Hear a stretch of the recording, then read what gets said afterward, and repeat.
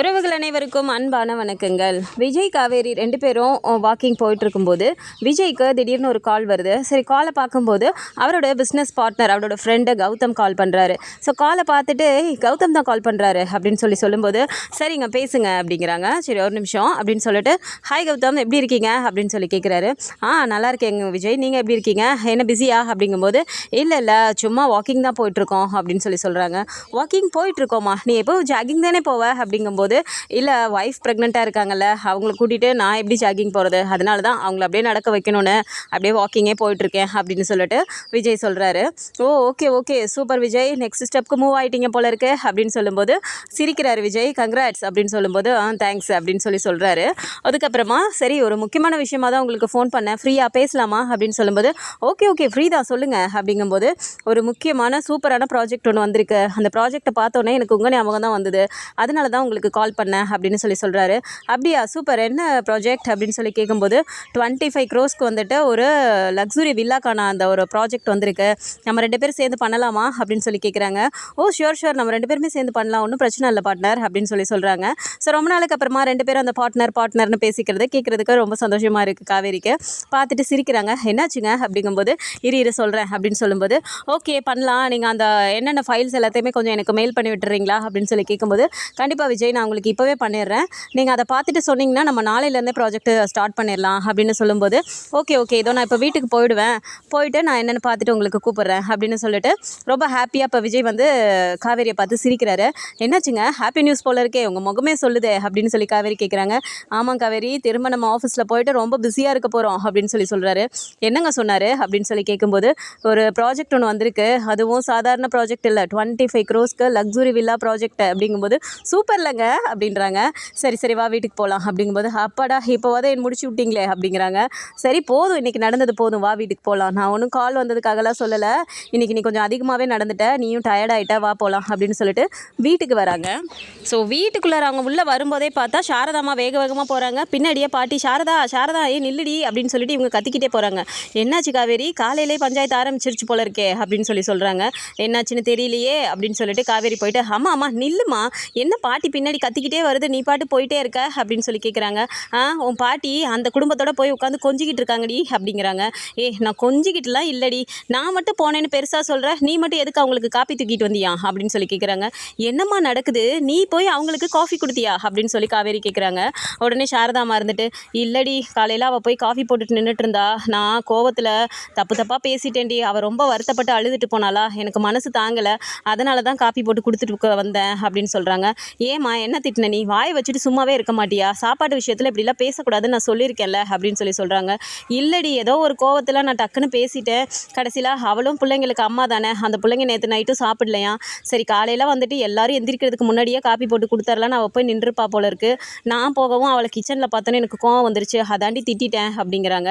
உடனே விஜய் இதை கேட்டுட்டு, என்னத்தை சொல்கிறீங்க, நேற்று நைட்டு அவங்க சாப்பிடலையா அப்படின்னு சொல்கிறாங்க. அப்படி தான் தம்பி அவள் சொன்னா அப்படிங்கிறாங்க. உடனே காவேரி சைடு திரும்புறாரு. என்ன காவேரி, நீயாவது இதெல்லாம் பார்த்துக்கிறது இல்லையா, அந்த அக்கா கிட்ட நான் தான் சொன்னேனே அப்படிங்கும்போது, இல்லைங்க அவங்க நேற்று ஆஃப்டர்நூனே கிளம்பி போயிட்டாங்க, ஏதோ கொஞ்சம் வேலை இருக்குன்னு சொல்லிட்டு அவங்க போயிட்டாங்க, நைட் அவங்க இல்லை அப்படிங்கிறாங்க. ஆமாம்ல, சரி காவேரி நீயாவது கொஞ்சம் பார்த்துக்கோயேன், நம்ம வீட்டில் நான் தங்க வச்சுருக்கேன்னா சாப்பாடு விஷயத்துலலாம் இந்த மாதிரி அவங்களை கஷ்டப்படுத்தக்கூடாது காவேரி அப்படிங்கும்போது, சரிங்க நான் பார்த்துக்கிறேன் அப்படின்னு சொல்கிறாங்க. உனக்கு பார்த்துக்க முடியல, ஒன்றும் இஷ்யூஸ் இல்லைல்ல அப்படிங்கிறாரு.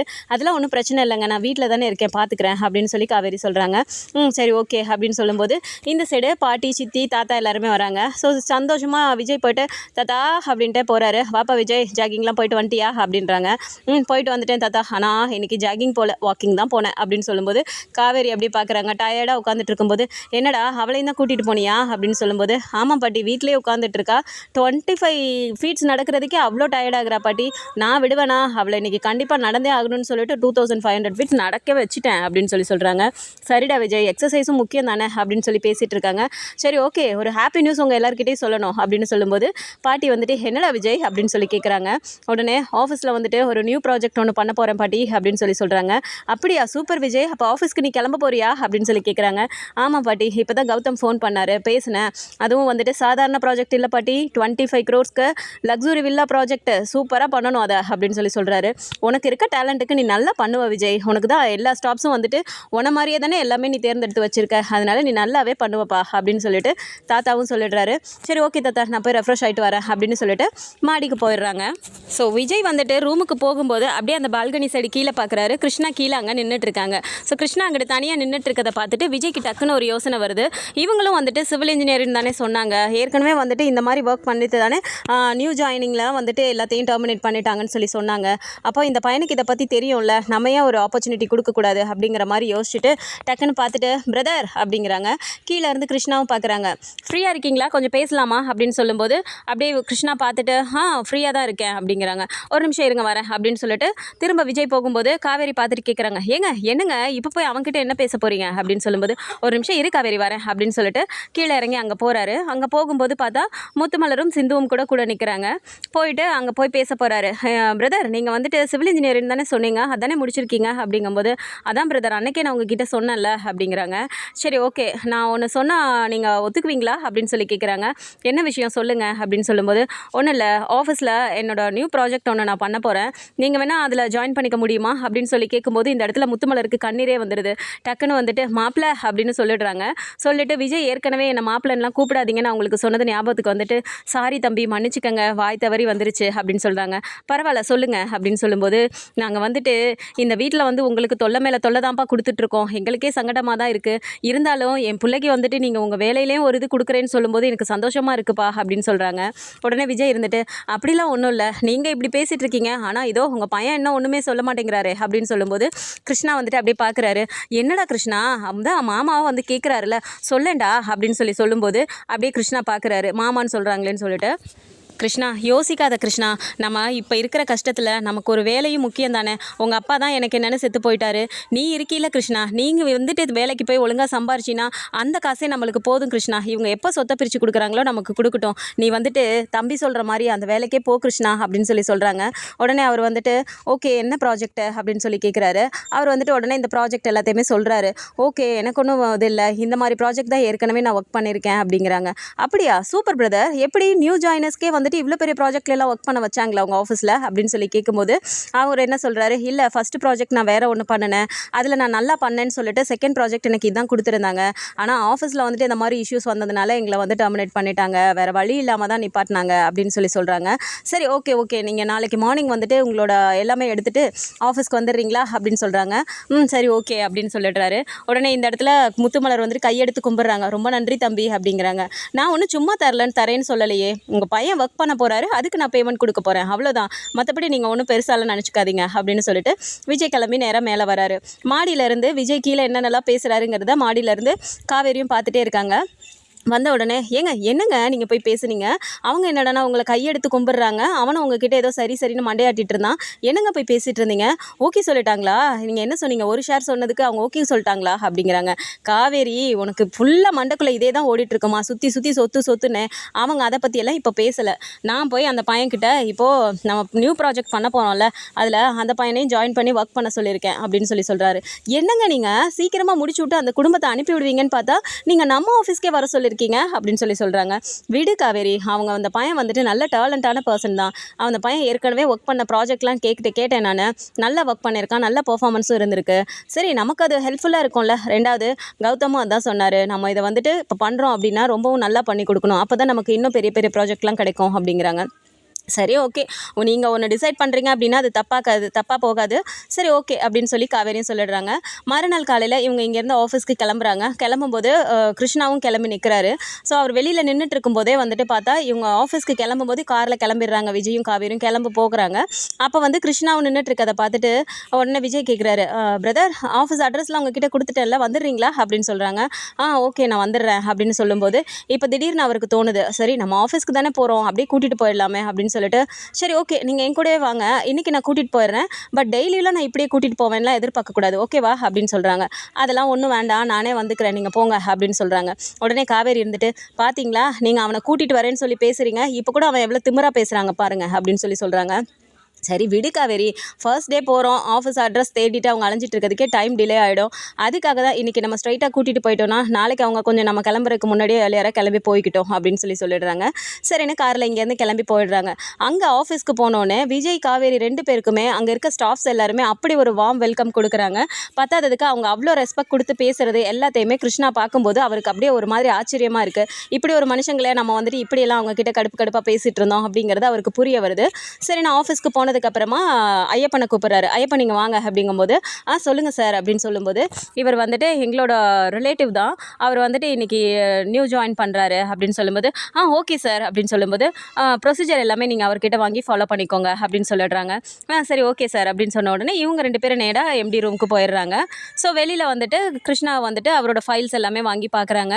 ஸோ ஃபைல்ஸ் எல்லாம் பார்த்து எல்லாமே அந்த ப்ரொசீஜர்லாம் முடிஞ்சதுக்கப்புறம், சார் ஜாயின் பண்ணியாச்சு சார், அவரோட ப்ரொசீஜர் எல்லாமே கம்ப்ளீட் பண்ணியாச்சு அப்படின்னு சொல்லும்போது, ஓகே அப்படின்னு சொல்லிட்டு இப்போது ஸ்டாஃப்ஸ் எல்லாத்துக்குமே வந்து மீட்டிங் அரேஞ்ச் பண்ணுறாரு.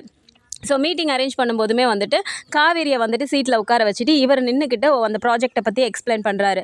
இதுதான் நமக்கு வந்திருக்க நியூ ப்ராஜெக்ட், இப்போ நம்ம நியூ ப்ராஜெக்ட் வந்துட்டு சைன் பண்ணியிருக்கோம், இதில் தான் நம்ம ஒர்க் பண்ண போகிறோம் எல்லோரும் சேர்ந்து அப்படின்னு சொல்லும்போது எல்லாருமே கிளாப் பண்ணுறாங்க. ஸோ அந்த இடத்துல வந்துட்டு கிருஷ்ணாக்கு ஒரு மாதிரி தர்ம சங்கடமாக தான் இருக்குது. இப்படி இருக்கிறவங்களுக்கு நம்ம வந்துட்டு இப்படி பேசிட்டோமே அப்படிங்கிற மாதிரி இருந்தாலும் ஒரு மாதிரி மூட் அப்செட்டாக உட்காந்துட்டு இருக்கும்போது அது எல்லாமே விஜய் வாட்ச் பண்ணுறாரு. ஸோ ப்ராஜெக்ட்டை பற்றி எல்லாமே எக்ஸ்பிளைன் பண்ணி முடிச்சுட்டு யார் யாருக்கு என்னென்ன கொடுக்கணும் அப்படிங்கிறதையும் டீட்டெயிலாக கொடுத்துட்றாரு. இப்போ கிருஷ்ணாக்கும் வந்துட்டு அதை கொடுத்துட்டு கூடவே சப்போர்ட்டுக்கு வந்து ஐயப்பனையும் இங்கே வச்சுக்க சொல்லியிருக்கிறாரு.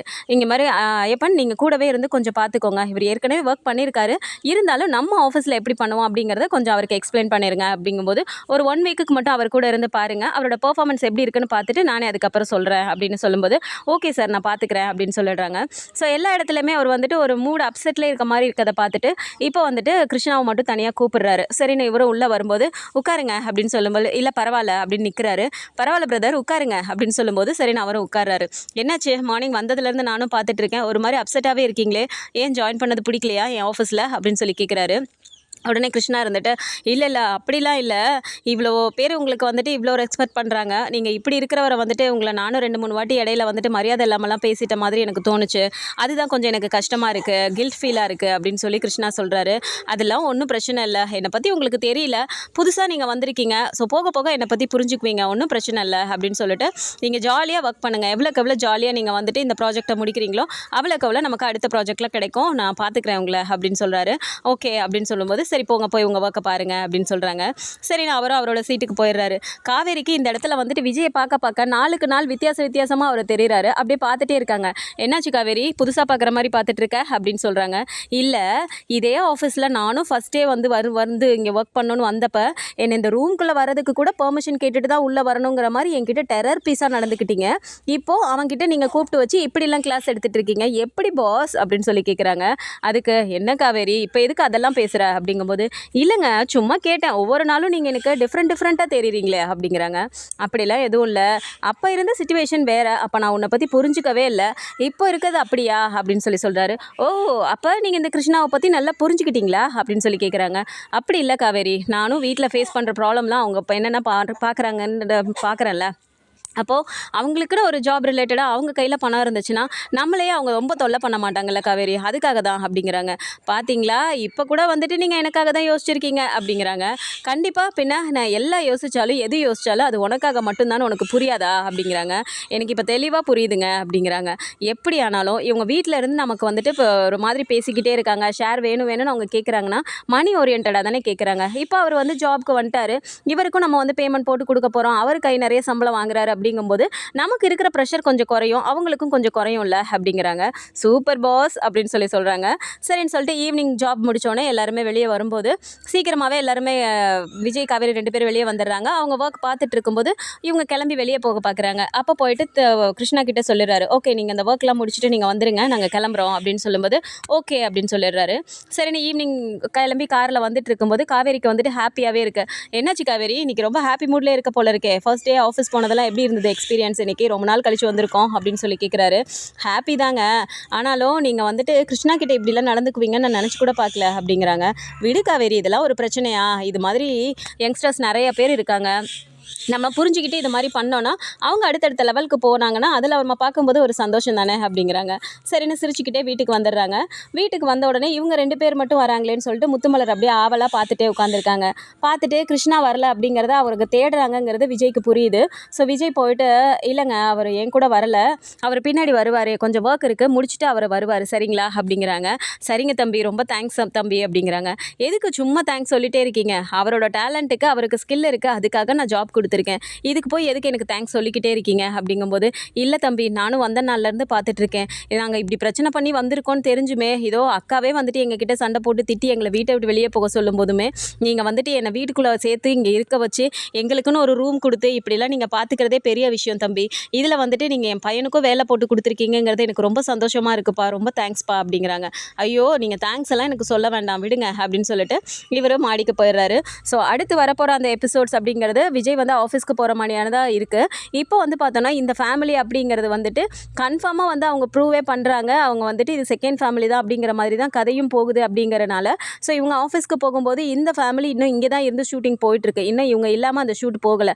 செகண்ட் ஃபேமிலி இங்கே தான் இருக்காங்கங்கிற ஷூட்டிங் ஸ்பாட் அப்டேட்டை வச்சு ஸோ இந்த மாதிரியான கதைக்களம் தான் வரும் அப்படின்னு நினச்சிங்கன்னா, ஸோ இந்த மாதிரியான கதைக்களம் வந்தால் நல்லாயிருக்கும்னு நினச்சிங்கன்னா மறக்காமல் நம்மளோட சேனலை சப்ஸ்கிரைப் பண்ணிக்கோங்க. வீடியோ பிடிச்சிருக்கு அப்படின்னா சின்னதாக லைக்கை மட்டும் கொடுத்துருங்க. தேங்க்ஸ் ஃபார் வாட்சிங்.